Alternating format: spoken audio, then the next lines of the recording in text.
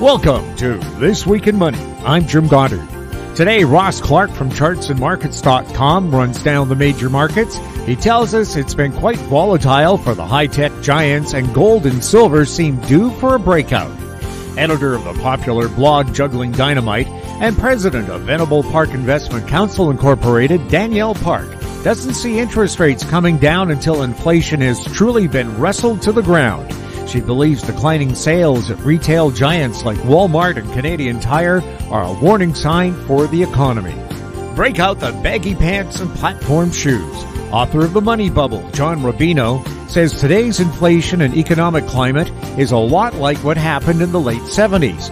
What is different from the days of disco is that gold is going retail, with Walmart and Costco offering precious metals directly to customers.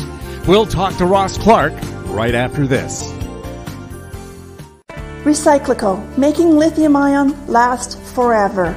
Recyclico's patented recycling process achieves up to 100% recovery of battery metals from lithium-ion batteries for electric vehicles, including cobalt, lithium, nickel, manganese, and aluminum. Recyclico Battery Materials Incorporated trades on the TSX Venture AMY, on the OTCQB AMYZF, and Frankfurt ID4. For more information, visit recyclico.com or phone us at 778-574-4444. Recyclico, making lithium-ion last forever. Welcome to This Week in Money, the source for market opinions. Here is Jim Goddard. My guest is Ross Clark from chartsandmarkets.com, where you'll find insightful market commentary and timely technical analysis. You can find him on X at Charts by Ross. Welcome back to the show, Ross. Always good to be with you, Jim. Ross, how would you describe what happened on the markets this week? Well, I mean, it was a sort of a hesitation in the early part of the week because everybody was waiting for earnings, and we've had maybe 3-4 weeks of earnings, but the big one was NVIDIA on the middle of the week, and yes, they did manage to put in some just phenomenal numbers in terms of earnings and the rate of change on earnings. It's just quite something here. So, on Friday, within the day, it became a true $2 trillion company in terms of market cap. Couldn't manage to hold on to that. What a poor performance for the stock, eh? But wasn't that worth just $30 not that long ago? My son bought this stock 3 years ago. Hey, where was I when he was talking about it? But people in the know had a pretty good feel for the potential of these kind of companies. Bottom line, though, it's been an AI move across the board, and some of the stocks, like supercomputer, microcomputer, got ahead of themselves a week and a half ago. Big corrections, and 900 down to 700, and now back up to 900. All in the span of 10 trading days. So the volatility is quite something out here, and not for the faint of heart unless you just are there for the long pull. You want to just close your eyes. But people did that with Bitcoin 2 and 3 years ago when we were at 60,000, and you had to live through some pretty bad breaks in the last 2 years. So if you're there for the long pull, it's one thing. If you're a trader, you take advantage of opportunities, put some money away when you get runs like this. And, here we are. You got the S&P at 5,100. We were at 4,100 back at the end of October. So percentage-wise, pretty big run. I take a look at the long-term chart. I've got a chart of the S&P going back over 100 years. And we are approaching the top of the channel lines that I've been working with. 5,400 to 5,600 is the top of the channel that I'm looking at. So we are within spitting distance here, and we would expect that once we've run our course on this one, it should be a pretty deep correction. Seasonally, we are now past the best of the normal seasonal run in terms of momentum. You would expect that mid-February into March that you get a decent correction. So here we are, the 23rd of February, still no signs of a pullback, but, there's a pretty good chance that when people have finally given up the ghost on correction, that's exactly when it will happen. So, for those who aren't participating in the move, just be patient. For those who are, make sure you've got some reasonably tight stops. I would suggest that the lows that we put in midweek this week are a pretty good place to put stops as far as the Dow, the S&Ps, the NASDAQ would be concerned. What's going on with gold? Gold, we got a nice buy signal here back on the middle of February the 15th. We got a really nice buy signal back here and at 1984 on the gold market, and have had a really good run here, $30 run at this point at the end of the week. Looks as though it's got potential maybe to break out and get through the resistance levels we had back in the fall. And if so, then that puts us in line for potential breakout on the upside to all-time highs. But for now, it was a pretty good pop off the bottom. The consolidation has been good, so just let it have a chance to run. Silver has been an underperformer, and it's going to have to do some catch up. And the other thing that really needs to catch up are these miners. The GDXJ, the mining index, really been an underperformer here in the last month or so. We were at testing multi-year lows here just 10 days ago, and the bounce off the bottom has been negligible. That's giving it a little bit of confidence, but at this point there's pretty good resistance. We're at 32 and change on the index. I see some resistance up at 34. What's happening with the U.S. and Canadian dollars? Dollar index just stuck inside this trading range. Same thing with the Canadian dollar. The trend is up as far as the U.S. dollar is concerned. So on the dollar index, sitting just below 104, and the trend has been up since the first of the year. But we did have resistance, as we mentioned last week, up at the Fibonacci, the 61% retracement rally. And if anything, probably due for a correction back down to 103. Ross, thank you so much for the update. Always a pleasure, Jim. My guest has been Ross Clark from chartsandmarkets.com.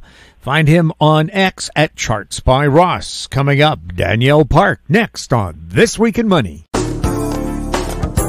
Don't miss out. Stay informed. Receive the HowStreet.com weekly recap with thought-provoking podcasts, radio, and articles delivered to your inbox. Sign up for the HowStreet.com weekly recap on our homepage at HowStreet.com. Always consult your investment professional before making any investment decision. This Week in Money is archived online at talkdigitalnetwork.com. Welcome back. My guest is Danielle Park, editor of the popular blog Juggling Dynamite and president of Venable Park Investment Counsel Incorporated. Her websites, jugglingdynamite.com and venablepark.com. Danielle, welcome back to This Week in Money. Thanks, Jim. Danielle, do the Dow, the S&P 500, NASDAQ, and the Toronto Stock Exchange look like they're heading higher? Well, they are heading higher year to date for sure. There's a lot of euphoria around the AI story and semiconductors and chip makers, and that's really all over the world right now, led by, NVIDIA, which posted a big revenue jump on its AI business. And so NVIDIA is spiking higher and taking basically every index that has a big weight in it and this particular sector is moving higher on that news. So NVIDIA makes up just over 4% of the S&P 500, about 5% of the NASDAQ 100. It's even information technology with 24% weight in Japan's Nikkei 225. So it has even finally reclaimed its 1989 high this week. It only took it 35 years, Jim, to make back the losses in nominal terms. Of course, in inflation-adjusted terms, it's lost about 70% of its value over the last 3.5 decades, the Nikkei index. But basically that story of information technology being, it's very similar to what happened in the tech top in 2000 when the internet was just coming in and everyone was very jubilant about the prospects for profits in that area. And they certainly did build out the infrastructure that supported the internet over the past 25 years. There's no question that the fiber optic cables and all the things that were laid during that time went on to support. However, the problem was that valuations became obscene, and that's indeed happening now as well. So there's so much hype around this particular sector that is driving broader euphoria, and people are not paying attention to, the price they're paying for anything. They're just piling in options trading, all the same speculative fever that we saw in the cycle peak in October of 21 is really back with a vengeance now. So it really tells us that the average retail investor didn't learn any good lessons from the drubbing that happened in 2022, and they really need to have another roundabout, I suppose, to get there. The problem, of course, in Canada is that Shopify is sort of our big standout in the info tech sector. And yes, it's rebounded sharply, about 62% since last October, but information technology makes up just over 9% of our TSX index, and we are much more heavily weighted on the financials, 30% in the financials, and oil and gas stocks, 18%. So you've got those things, just sort of a dead weight, so to speak, on the overall basket of companies.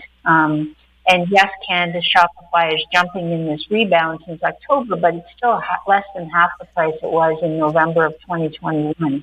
So I guess that's the overall theme here is keep your eye on the donut and not upon the hole, as my grandfather used to say. The TSX is still not quite back to where it was 28 months ago in October of 2021. The Russell 2000 is not participating very much in this rebound. It's still off about 13% from where it peaked, 3.2 years ago. And we're seeing that in everything across the board that doesn't have, as I say, these big weights in the tech and the chip stocks in particular. So I think that, chips are important. AI is important. I think it will be a major factor in our lives over the next 10 and 20 years, but I don't think it justifies euphoric valuations. I don't think it's going to dramatically improve productivity or the standard of living for individuals or households or the bulk of the economy, in record speed for anything over the next couple of years. And I think that that's really the point that we should be focused on in the near term, just concern about how deeply these things can come off in the near term, even if they end up being everything everyone hopes they'll be in the longer run eventually. I mean, again, looking at Japan's experience when it had such euphoric valuations of real estate and credit markets and its stock market in 1989, it collapsed and took 35 years just to try and get back to those highs. That's kind of typical. The NASDAQ collapsed about 80% after the tech top in 2000, and it took it 15 years to recover its prior peak as well. So that's really dead money if you go in with the crowd and buy with both hands and feet. In the NASDAQ 100, as much as it is so heavily weighted in this really hot sector, still is, not back to where it was in October of 21. So that's 28 months and counting. So we'll have to see what comes next. The Bank of Canada announced January inflation rate was 2.9% this week.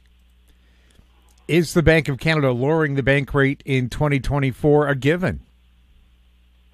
Well, I don't know that anything's a given in these markets. Everything's pretty, play it by ear, so to speak. But the current assumption is that the Bank of Canada is looking to lower interest rates, lower its base rate, and that they will do so in the second half of 2024. A pretty modest assumption right now is they may cut rates 3 times, perhaps 0.75 off of top rate, which is currently 5% and the highest since 2007. On a real basis, Jim, after inflation, as the inflation rate has come off and the Bank of Canada has stayed pat since last July at this 5% rate, well, the real rate is actually risen, right? So 5 minus 2.9, you're looking at the difference there being more than 2%. That is actually pretty tight. The big issue here, the conundrum, the rock in the hard place, is that every time you get these euphoric rebounds in financial markets, you tend to get things like junk debt rally with the stock market, which basically eases financial conditions. So it's really, without the central banks cutting, they get looser financial conditions just because of these people paying crazy amounts for financial assets. And really that takes away the room or the incentive for the any of the central banks to ease financial conditions when it's already happening so dramatically in these fits and starts. So the wild card in here, of course, is that shelter makes up 28% of Canada's consumer price index. And although we saw the vast majority, about 76% of the components in the CPI falling in the latest data. So that's good. That's what the central bank's been wanting. They've been targeting this range of 2 to 3% on the CPI. So arguably they're back inside that for the first time in many months, being at 2.9%. The difficulty is that the shelter component, as I said, almost a third of the CPI, increased more than 6% in the latest readings. So this is a function of these mortgages coming up for renewal, right? So we've spoke about this before, how the bulk of Canadian mortgages were taken out with fixed terms during the pandemic when interest rates were less than 2%, when mortgage rates could be had for less than 2%. And we know that those mortgages, the bulk of them are coming up for renewal every single month now, from now through the end of 2025. So what that really does is increases the carrying costs of homes, not to mention escalating property taxes, insurance, which we've spoke of before. That's also inflating shelter costs. But the mortgage portion is certain to rise unless the central bank slash policy rates back below 2% and get near the zero bound again. And I would submit to you, if they're doing that, there must be something really bad going on in the economy. They must be panicking. And typically when they do that, when they start slashing in response to really negative economic data, you tend to get a big downdraft in financial markets, a big sell-off in things like corporate debt and equities, because there's a panic over what's going on the income and sales side of the equation for corporations. So right now they're trying to keep the annualized pace of inflation within this 2 to 3% range, but we know for sure that a third of those costs are going to keep going up every month here as mortgages get renewed. So unless we have a sufficient disinflation or deflation in the other components of the basket, the foods, the transportations, all the healthcare, all the things that are required in modern life, unless you get a significant downdraft in those elements, it's going to be hard to get inflation down as we go through this renewal cycle. And that is going to be problematic, because if they've got a mandate to keep inflation below this 3%, upward bound, and they know that the cost of living is going to continually increase as all these things come up for renewal, then that's really a push and pull scenario that nobody wants to be in. So I do think that they want to cut rates. They're seeing what's happening in the overall economy, which is flat as a pancake and has been now for more than a year. They see what's happening in the rest of the world. They know things are really quite tenuous, but they've got this mandate to try and get inflation back down. So again, the more mania we get in things like, housing, the more people are buying, the more people are pushing up prices, the more rents are stubbornly high, the less room there's going to be for the central bank to cut. And I think that's going to be the disappointment perhaps for people who are currently banking on this rapid, cutting cycle. Is it cruel irony that the last study on inflation found that high mortgage rates were a third of the cause of this high inflation? Yeah, well, that's what I was just speaking of. The issue is that not only that, but a TD study found this just recently this week came out to point out that as mortgages come up for renewal, households are significantly cutting back on their spending. So not the ones that are looking at renewals, a year or 6 months from now haven't yet cut back their spending. But every month that you get more of these mortgages coming up that are, seeing rates more above 5% when they were taken out originally at less than 2%, you're seeing a big drop in households spending. And that's reflected in all sorts of, consumer discretionary spending companies that are reporting, whether it's Canadian Tire, Home Depot, Walmart, they're all seeing that there's not only this big drop in big ticket items in terms of, what people are buying, but even the higher income families are moving more towards necessities and groceries and shopping at places like Walmart. So this is a major theme because don't forget 58% of the Canadian economy roughly is dependent upon household spending and almost 70% of the U.S. economy. So when the consumer's under strife, you can have all these AI companies blowing it out of the park in terms of hitting their revenue and profit targets, but that's really not the bulk of the economy in any way, shape, or form. How important to the Bank of Canada is the value of the Canadian dollar? So obviously we're an export-dependent nation.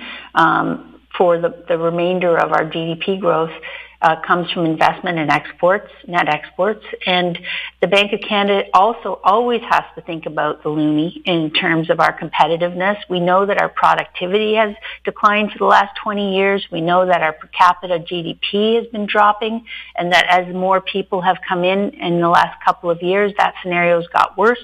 So the standard of living is really falling. Canadian households are struggling to sustain their basic necessities, never mind have, extra income or extra spending in the economy.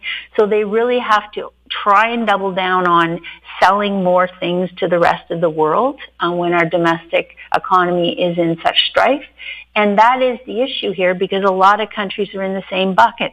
Right now, China has outright deflation in their goods sector, and they are pumping that stuff out into the world, selling their exports at below cost in some cases, and that is putting a lot of pressure on other exporting nations, including and specifically countries like in Asia, where they compete for manufacturing and product development.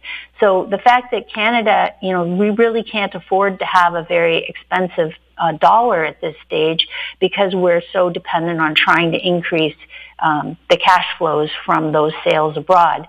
And so the longer that they stay tight, that interest rates stay high, the longer that Canada tries to keep in lockstep with the Federal Reserve in the United States, then the higher our loonie stays and the more problematic that is for this need to sell goods and compete internationally.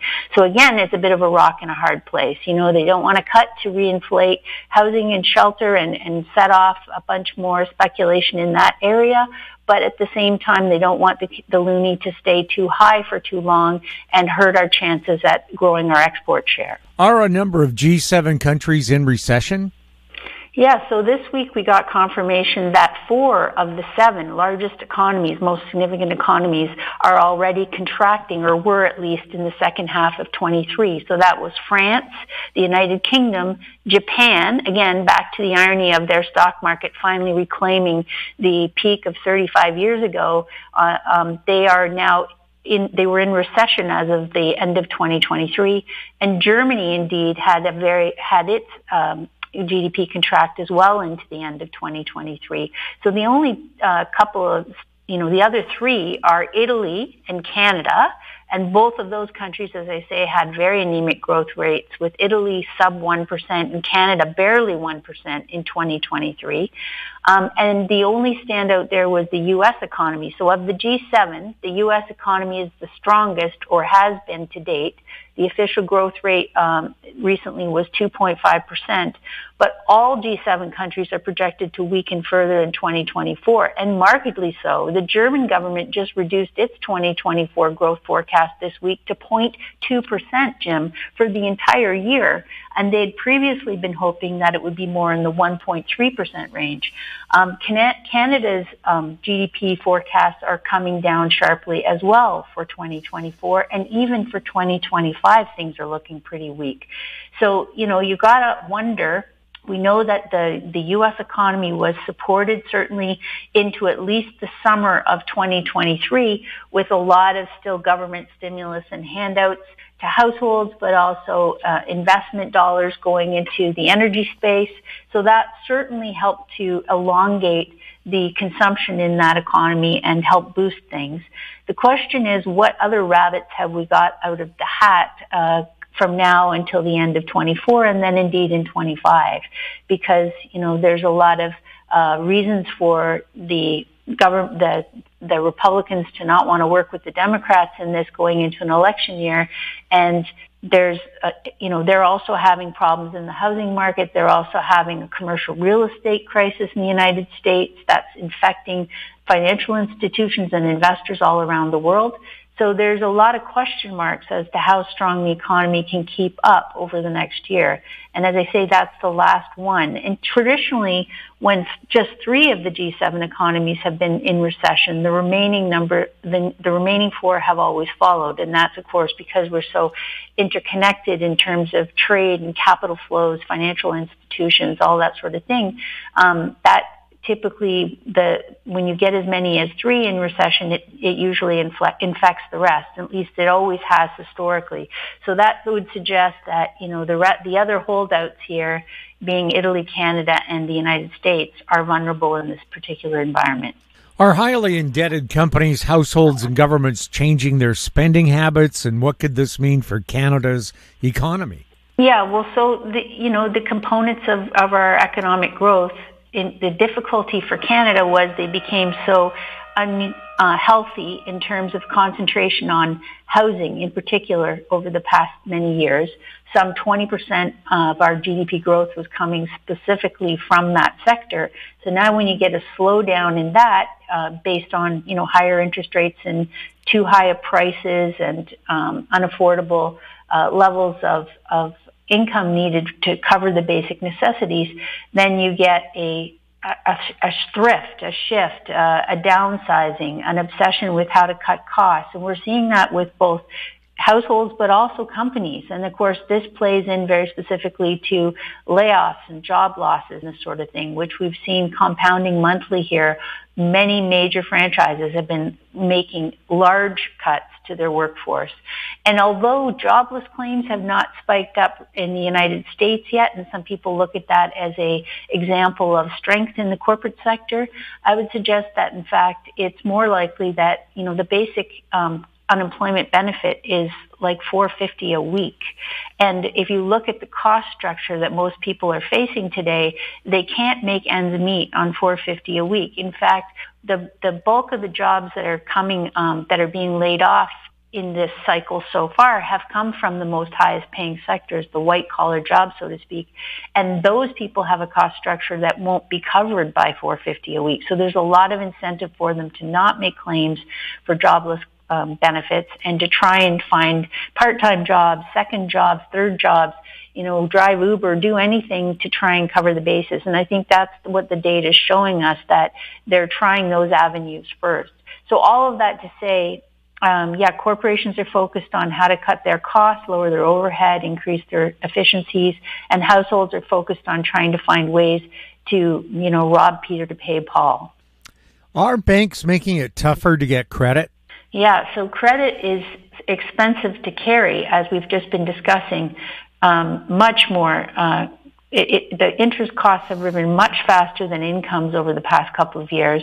The tightening that has come out of the Federal Reserve in the United States has now surpassed that of the infamous Volcker tightening cycle in the late 1970s to early 1980s. And they're sitting there, as we've said. They haven't suggested they're about to start cutting, and barring some, dramatic reversal in the unemployment rate or some credit event, all of which are quite possible in this environment. But barring those, they're trying to stay tight for longer.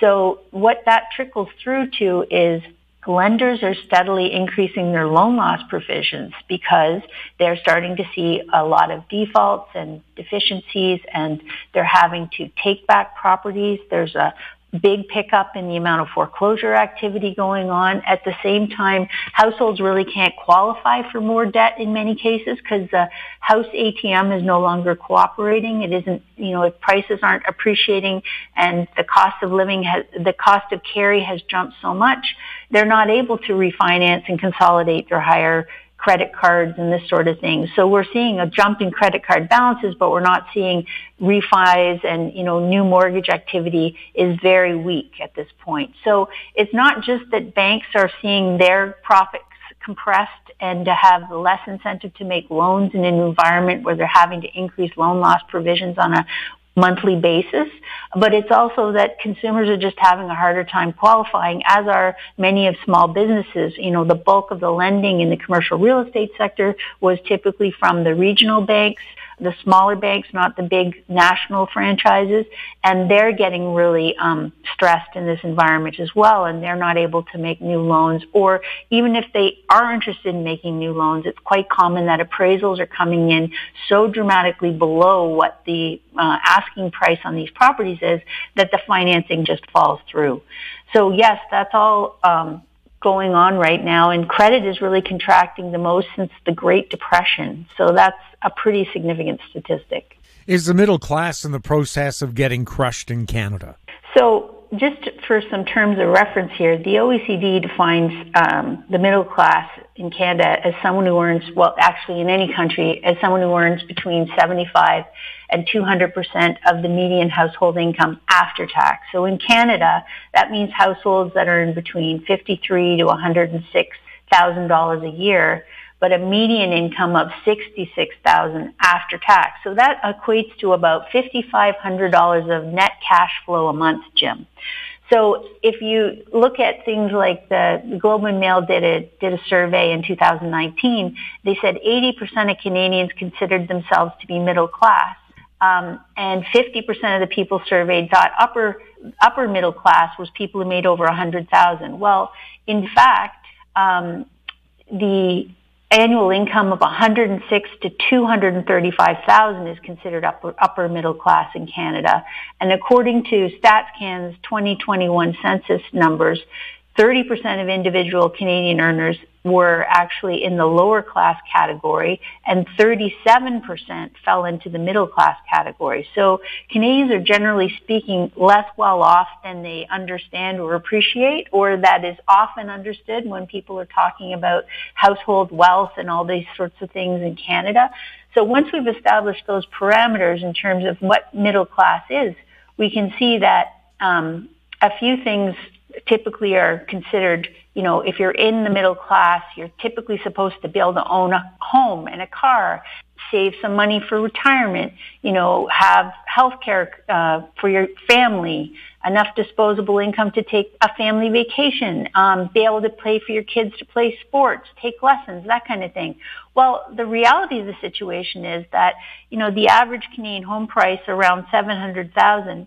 If you put down a 20% down payment at current interest rates, even a 25-year amortization, that would take a monthly payment of $3,300 just there, without for principal and interest, without anything else for other forms of debt, a car loan, or property taxes, utilities, all that. So if you're looking at the average or the median Canadian household earning $66,000 a year after tax, or $5,500 cash, you can imagine why they're having trouble to cover median rent, which is $2,400 just for an apartment in Canada monthly, or a basic mortgage payment on the cheapest kind of housing, which is about $3,300. If you look at where the most of the population lives, $1 million home is more typical, and that would require at current rates and a conventional mortgage with a 20% down, that's $4,800 a month just there for your mortgage payment. Again, with nothing else for groceries or any of those other things that we spoke of.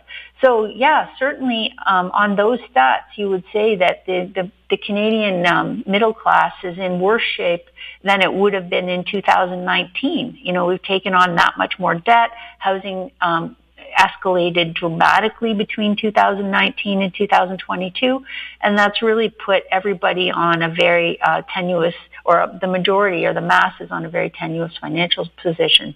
So I would say that, at the same time, the Canada's birth rate is fallen to about 1.33 live births per female, and that's almost half of what you need to replace the population. So when people say, why are people not having more babies in Canada? I mean, obviously there's many concerns that it could be. It could be much to do with the environmental stuff and their concern about the sustainability.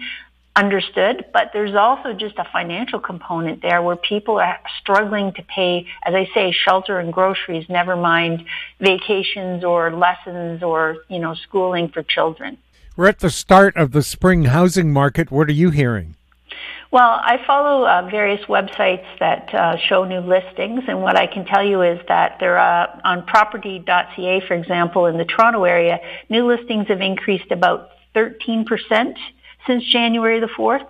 And in my area, about an hour north of the city, they've increased about 8% just in the last, say, 6 weeks. We know that the average sale price in January nationally was $659,000. Now that was still up 7% year over year, not from the peak, which the peak of the craziness in the spring of 2022, the average sale price was more around $800,000. So we're still significantly under that.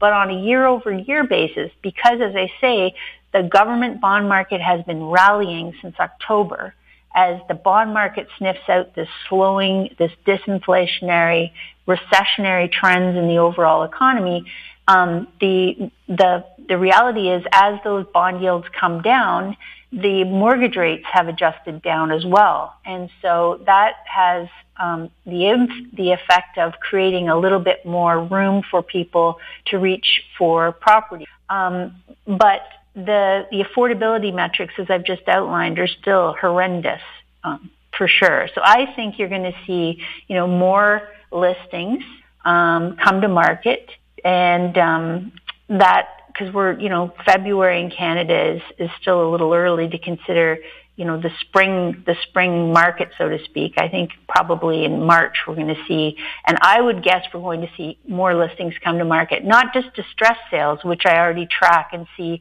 that there's a lot of foreclosure activity going through the courts, but also just people wanting to get ahead of these renewals, as I've mentioned, that are coming up like a wall every month over the next couple of years. Do you see a buyer's market ahead in real estate? So there's a couple of ways to define that, but a buyer's market typically has a sales to new listing ratio of under 40%. And we have, like I said, this rise in listings is evident when you track it in these various websites. But the question is, how many of the what ratio of sales are taking place, and are new listings rising faster? At this point in most areas, it's still well above 50% in terms of the amount of sales that are happened relative to new listings. Now, if we get, as I say, in the spring, a big increase in listings or starting over the next year, then you could very much see that ratio start to swing back down in favor of buyers. But ultimately, you'd need average prices. Traditionally, an average price or affordable home price is considered 3 to 4 times maximum your household income. So if you're thinking about the numbers I just went through for Canadians, that would suggest housing in the $300,000 to $400,000 range. And as I say, currently we've made some progress off the peak in the spring of 2022 when the average sale price was around 800, but we're still, about 660, and more than 6 times the household income, and more than that in many areas. So I don't think we're in a buyer's market anywhere close yet, and we'll just have to see, how these forces manifest in the months ahead. Danielle, where can people follow you? So I write a daily blog on jugglingdynamite.com. I'm also on Twitter, and I have our firm website at venablepark.com. Danielle, thank you so much for being on This Week in Money. Thanks, Jim. My guest has been Danielle Park, editor of the popular blog Juggling Dynamite and president of Venable Park Investment Counsel, Incorporated. Coming up, John Rubino, next on This Week in Money. Recyclico, making lithium-ion last forever.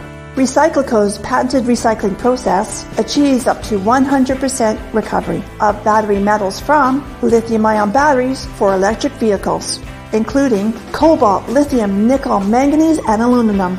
Recyclico Battery Materials Incorporated trades on the TSX Venture AMY, on the OTCQB AMYZF, and Frankfurt ID4.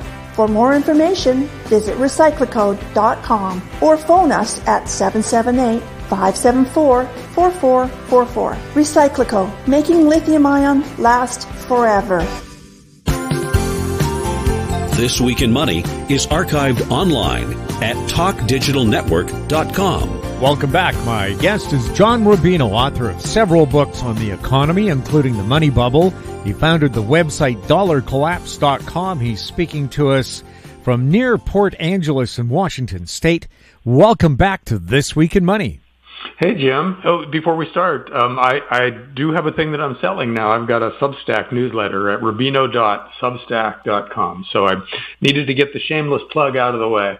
It's not shameless. We need to know where you are. U.S. inflation and interest rates are rising. Does this remind you of the 1970s? In some ways it does. The 1970s was, for people who remember it, who are that old like me, it was a kind of a remarkable decade because it was our big currency crisis. The currency crisis of our lifetimes happened in that decade. And what we had back then was rising government spending and rising inflation. We had turmoil in the Middle East, which led to higher oil prices. We had the dollar falling hard in concert with rising inflation and interest rates going up. And, of course, gold and silver soaring in response to all of that. But, in general terms, that it feels like today is the beginning of a process that looks a lot like the 1970s, because lately we've had inflation, which was very strong in 2022 and then tailed off a bit. We had it recover some. Services inflation in the U.S. In the last report was running at about an 8% annual rate, which is a very scary level. And interest rates went up in response to that. So now our mortgages are up to like 7% and change right now in some cases. And I think the average was almost 7%. So that's, it's all very scary for people who lived through the 1970s to see a lot of these things happening again. But it's also exciting because fortunes were made in precious metals. So if history is going to repeat, we need to be totally loaded up on gold, silver, and the related mining stocks. One thing that is unlike the 70s, back then, we got cost of living bonuses every 3 months on our paycheck. I don't see or hear of any employers doing that today. Well, we had to have some inflation first before that became a bargaining chip for unions. And we also had to have unions, which we are only just now getting unions back. So we're creating the conditions where that could happen again, where cost of living increases are a big part of union contracts. And when that happens, that kind of embeds inflation into the system, because last year's inflation becomes this year's wage inflation, which spreads out to the rest of the economy and so on.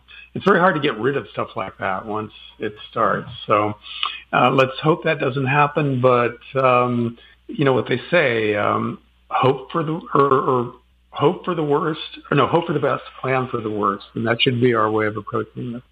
Well, I've never worked for a union shop. I've just had very kind and understanding employers. Well, you're a very lucky guy.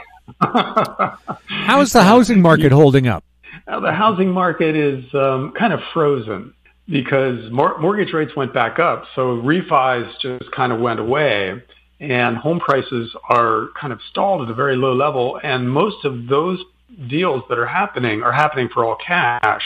And a lot of those purchases are still by Wall Street. In other words, private equity companies and hedge funds are in there buying up houses still and converting them to rentals. So we still got this process of Wall Street money coming in and turning one of life's necessities into a speculative asset. It's a terrible thing to have happen. And, hopefully it resolves in one of two ways. Either Congress passes a law that just makes this whole thing illegal. In other words, makes it illegal for banks and Wall Street entities to just buy single family housing, or house prices collapse and bankrupts all these big hedge funds and private equity groups and teaches them a lifetime lesson: stay out of the housing market. Gold's holding above $2,000. Can we start thinking of this level as support rather than resistance? Not yet, but the longer gold stays above 2,000, the easier it is to perceive 2,000 as support. What happened last week is gold, after having been above 2,000 for quite a while, got smacked back down below it temporarily, but it bounced right back up through 2,000. So that still counts as support behavior on the part of the market. But I'd be a lot more comfortable if gold went up to 21 or 2,200 and stayed there for a while, and then we could easily think of 2,000 as support. Bitcoin versus gold, your thoughts? Well, I don't think they're the same thing, although a lot of people call Bitcoin digital gold and talk about it as the next generation reserve asset and things like that. I don't know if we're there yet. Bitcoin is a tradable asset that has made a lot of people a ton of money. Now, whether it turns into the standard central bank reserve asset out there and replaces gold, that's a stretch from where we are now. So I don't see it happening in the short run, and I am completely incapable of predicting what happens in the monetary world in the long run. So I think for now, especially with all the central bank buying of gold that's going on right now, the system is switching over to gold as the reserve asset. And a lot of the BRICS action that people are talking about out there points towards the possibility of some currencies being backed by gold in the not-too-distant future. So I think gold is still the reserve asset. It's still central to the monetary system and becoming more so. And Bitcoin is, at the moment, a tradable asset, something you speculate in, but not something that the monetary system is adopting as the next reserve asset. The Russians are denying that they have a nuclear anti-satellite weapon, which means, of course, they have one, because everything they deny, they actually do. So could all of our digital money just be pulsed out of existence? Well, yeah, space war. And by the way, the Russian thing is that's the U.S. Announcing something that's trying to scare our government into funding the Ukraine war. So we have no idea what Russia's doing in space. And the timing is too suspicious to take that seriously, I'm afraid. But satellite warfare and space warfare is coming. We are going to put things up there that are weapons that we can use to take out the other side's communication networks. And if that happens, that could definitely affect Bitcoin trading, because one of the things, for instance, if there's a cyber attack that takes out a bunch of terrestrial servers, for instance, the Bitcoin guys say, well, then you just go to the satellites that are up there, and use them to move your Bitcoin from one place to another. Well, if we've got different countries blowing up each other's satellites, then that's a whole different thing. And it's a legitimate risk for anything that depends on digital trading. So it's not just Bitcoin. It could be basically any financial asset is at risk from satellites being blown up, from EMP attacks. Because, if you've got nuclear weapons in space and you can use them to blow up satellites, there's no reason why you can't point them downward, have them detonate in the atmosphere above a target country and wipe out all their electronics. So we're heading into a time when digital assets, which already face all kinds of risks, are facing, other very serious risks from the military. So, I don't know how to make any specific predictions about any of this, but I think it's yet another data point that you should use when you're thinking about asset allocation and what kind of risks you want to mitigate with what kinds of buying and selling. A higher gold price seems to have helped gold miner profitability. What's your take on the most recent batch of earnings reports? They were by and large pretty good, not across the board. For instance, Newmont just came out with kind of disappointing earnings, but Agnico Eagle and Kinross and Barrick all came out with pretty good earnings. And if we agree that pretty good is what we got this time around, then what that means is that the big miners are controlling their costs sufficiently to let a higher gold price widen their margin. And that's a good thing overall. These weren't spectacular earnings, but they were, by and large positive, and higher gold helped with that. So that's an overall good thing for the major gold miners. And if gold stays high, or, here's hoping, goes up from here, then we ought to see it reflected in the cash generation and the dividends of the gold miners, which is overall a good thing. Meanwhile, some precious metals explorers have reported great drill results lately, but their stock prices haven't responded. When will that change? Boy, I don't know, because there are a few explorers out there like Newfound Gold and Nevada King and Snowline and I-80, to take 4 examples. They're just putting up great drill result numbers, which means that they're becoming understandable. As they outline their properties and gain a greater understanding of what kind of gold and silver they've got in the ground, they become more valuable because they're more understandable. So you would think that the stock prices would be responding to this, but they haven't so far. And, what worries me is that some big miners just swoop in and buy them up at today's prices, and we never get the 5-bagger or 10-bagger pop that we should get when these kinds of drill results become known and acted on by investors. So I'm a little worried that this isn't happening as soon as it should. However, if you own the stocks, you should be more and more reassured by the fact that their properties, the resources that they're developing, are becoming better understood and a lot more attractive. So your worst case scenario with these guys is becoming a buyout by Barrick or Newmont or somebody at a 50% premium, which would be disappointing if you're hoping for a 10-bagger, but, a 50% gain is a 50% gain, and I think if that's your worst case scenario, then your risk-reward calculus is pretty good at this point. Walmart and Costco have started selling gold and silver coins. How big a deal is that? It's potentially a really big deal because it turns precious metals into an impulse buy. You can just be noodling around on Costco.com and see an ounce of gold at what seems like a reasonably good price compared to the online dealers, and just click buy. You don't even have to think about it, and there you go. You bought an ounce of gold. I just bought some silver coins or some silver rounds from Walmart.com, and it was a very easy process. It was like buying anything else, so it didn't take much time. And I was committed, and they haven't arrived yet. So I can't really have anything definitive to say about how this went until they show up. I see what I got, and I see how long it took. But the first part of it was easy. It was like any other kind of online shopping. And I think that's a very big deal because Costco and Walmart customers are by and large regular people. They're not your typical gold bug who knows how to go to AppMex and figure out what to buy and everything. They're just normies by and large. And normies represent probably 50 times the population of gold bugs. So I think that opens up a much bigger market, and it's potentially a really big deal. Maybe more for silver than gold, I'm not sure, because silver is so much cheaper. I think the impulse buy thing works better when you're buying 5 coins for $25 each. than when you're buying a single gold bar for $2,000. So we'll see. But by and large, I think it's a very good thing. Sure. Buy $25 worth of silver every month. Well, that's kind of what I'm thinking about doing, is just getting on a dollar cost averaging kind of thing, where not 25, but some group of coins, maybe 10 at a pop, and just letting it happen each month.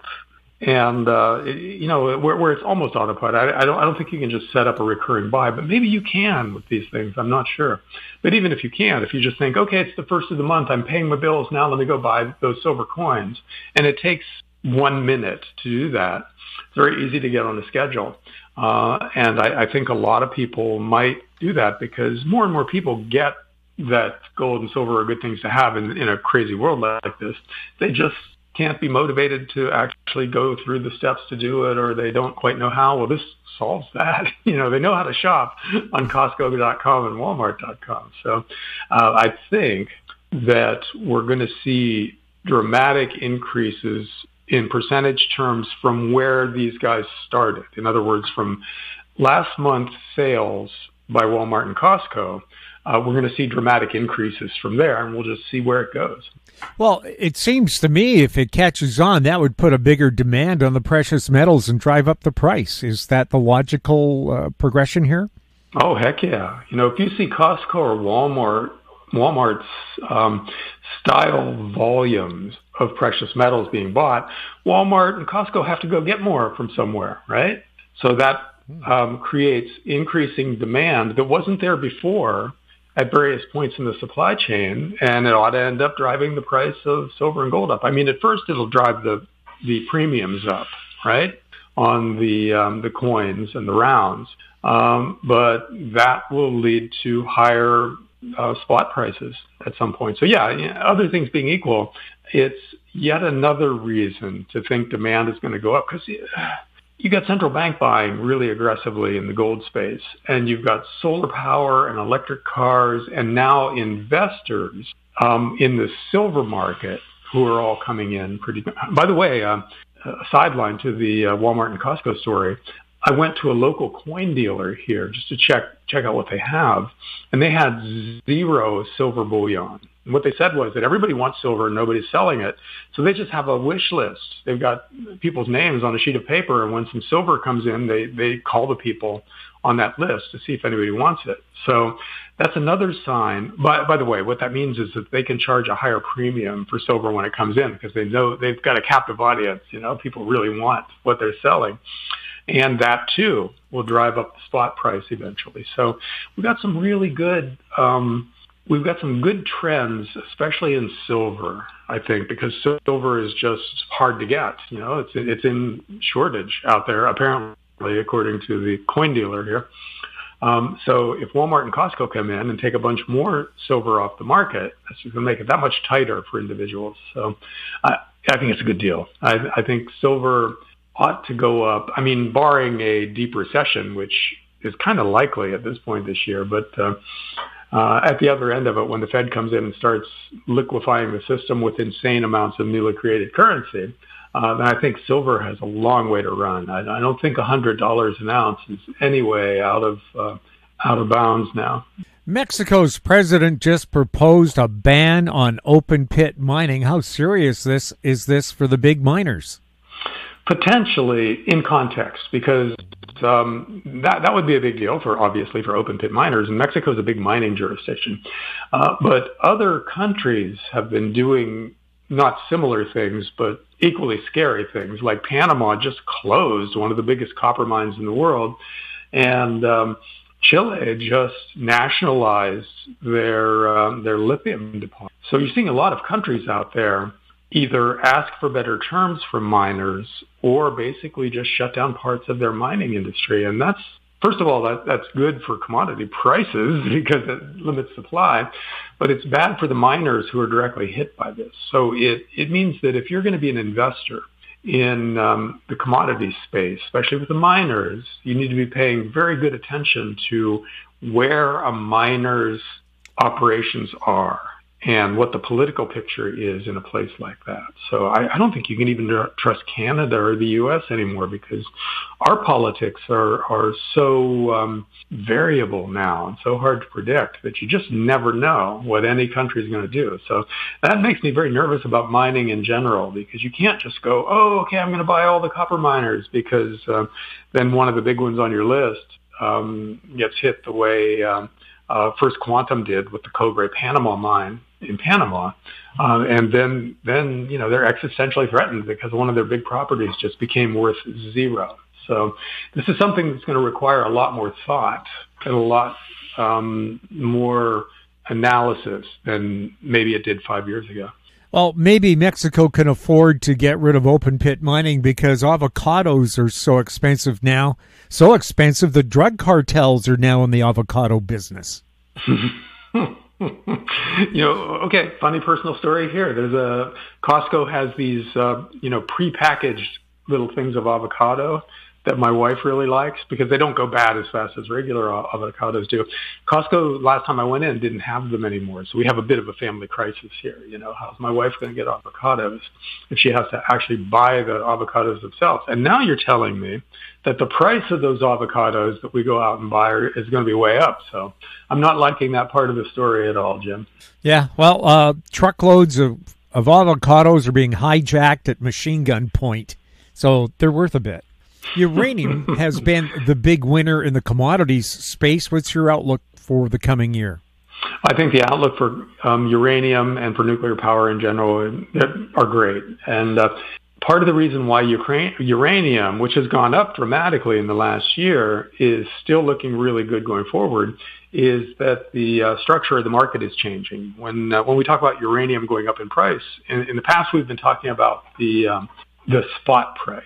And now a lot of deals are being done with longer terms where a nuclear plant will buy its uranium in the futures market for a year or 2 years or 5 years or whatever at a fixed price. And what that does is it allows you, when you're looking at a uranium miner, to know what a big part of their uranium is going to be sold for years in advance, which is different from the way it is in most other parts of the commodities market, right? Because they're, an oil company, the price of oil bounces all over the place. But if you've got a 5-year deal in the uranium space for, 30 or 40% of the uranium you mine, then you're a much more stable company than you're an oil company or a gas company or something like that. So you deserve a higher valuation. So that's the story of the uranium miners going forward, is that they're kind of premium commodity stocks because so much of their business is, if not guaranteed, at least relatively certain for years in advance. What's your favorite sector right now? Well, I think operationally uranium is just great. You really can't compare anything else to that because of what I just talked about. But silver is super cheap. I think precious metals is just pretty spectacular right now. We'll look back on it at today's prices, especially silver's price, and go, oh my God, should have sold my kids and bought silver, because there's just not that much of it. So it's kind of in a shortage right now, and investment demand is rising at the same time. Solar panels are, the demand for solar panels are growing. And there's some silver in each solar panel. And the new generation of solar panels that are coming out use more silver than the old generation. So you've got this new sector, solar power, taking up more and more of the available silver. At the same time, investors really want silver coins and silver rounds, and they can't get them very easily, and they're paying high premiums for them when they can get them. So I think that there's a very decent chance that because the financial system is spinning out of control right now, because all government finances in terms of the debt that they're taking on have gone parabolic. The U.S. debt is just going straight up, and so is the interest on that debt, and that's a death spiral. So when you get countries, especially major countries, drifting into a financial death spiral, you really want to own precious metals. And as people figure that out, they're going to bid gold and silver up through the roof. So I like gold and silver a lot. I'm worried about a recession in the short run pulling everything down. giving, gold bugs a trading loss, maybe through most of the rest of this year. But when the economy tanks, the government is bailing out everybody in sight, the Fed is printing crazy amounts of money and pushing interest rates down to negative levels again, that's going to be paradise for precious metals, and you have to be there when that happens. John, thank you so much for being on This Week in Money. Where can people follow you? I'm at rubino.substack.com, and I am doing a newsletter there that's actionable stuff oriented on the subjects we just talked about. My guest has been John Rubino, and that wraps up our show for this week. We'd like to thank our guests, Ross Clark, Danielle Park, and John Rubino, and thank you for listening. If you have any questions for the show or for our guests, you can send them to info@howstreet.com. I'm Jim Goddard. We'll be back next week with more This Week in Money. Comments made on This Week in Money are an expression of opinion only and should not be construed in any manner whatsoever as recommendations to buy or sell any financial instrument at any time. Archived online at TalkDigitalNetwork.com. This Week in Money is a production of Howe Street Media Incorporated. Executive producer is Tom Allen.